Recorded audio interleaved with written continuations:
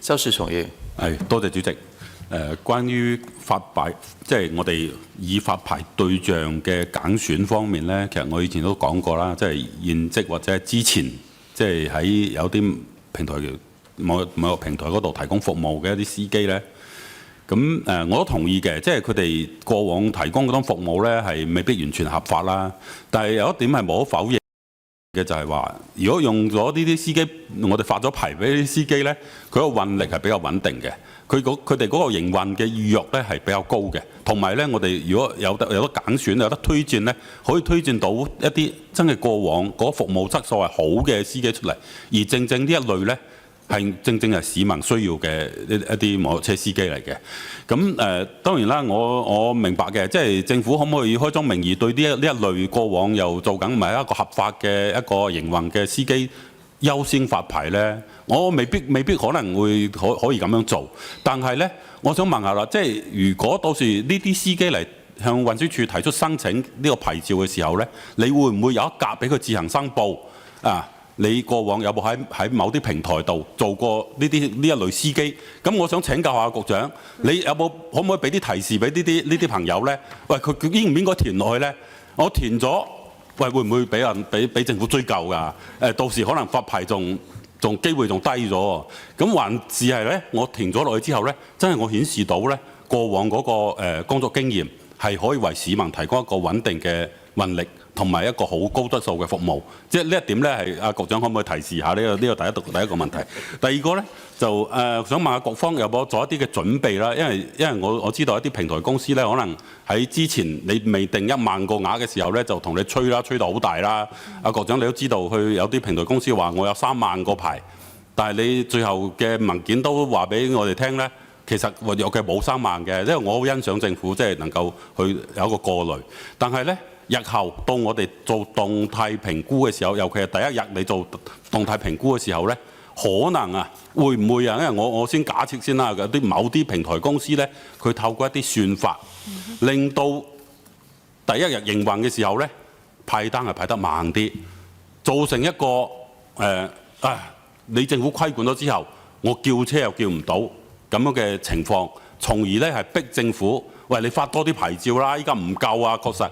即係呢啲政府有冇做一個準備，做一啲預案或者一啲嘅對策？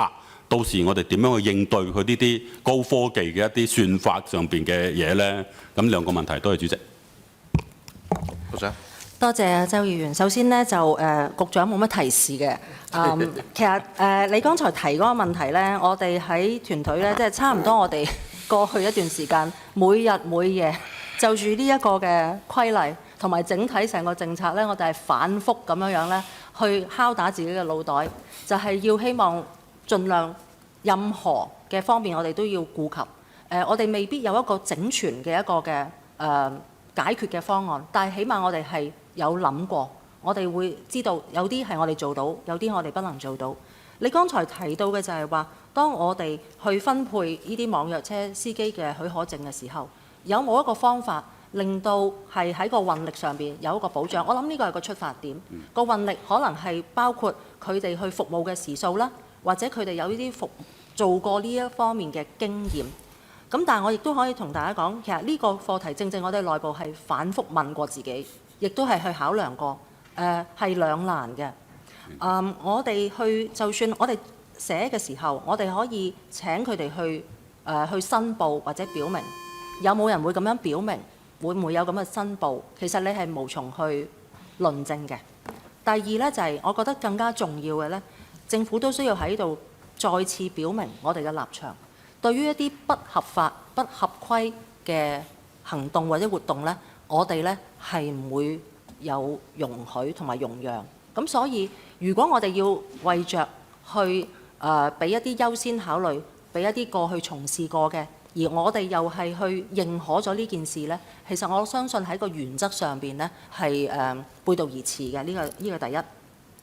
第二呢，就係剛才提到就係話佢喺一啲平台嗰度，佢哋可能會透過一啲算法、一啲演算嘅方法，去令到是否去到時會出現一啲市民 call 車難嘅嗰個情況。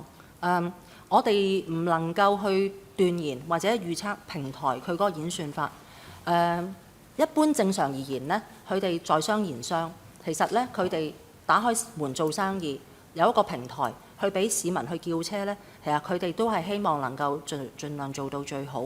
咁我亦都好有信心，我哋一路去同佢保持嗰個嘅溝通同埋個聯繫，係希望呢鼓勵同埋係見到佢哋係會用一個正常嘅情況去做。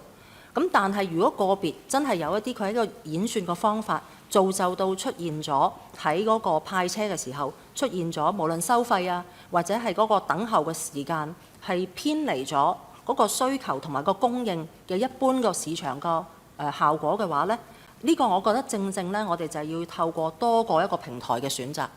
你有多平台去選擇，當市民去睇一個平台嘅時候，發覺佢嗰個嘅體驗同另一個平台嗰個體驗呢，其實係會一目了然，大家會有個比對到，同埋係好公開透明嘅。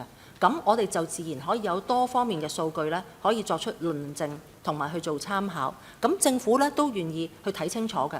如果真係出現咗喺嗰個乘車體驗度出現到有一啲即係偏離或者係即係影響咗係市民嗰個 call 車嘅體驗，唔能夠維持大體不變嘅話呢，咁我哋個動態所收集到嘅數據呢，就會支撐我哋呢去做下一步嘅調整工作啦。多謝主席。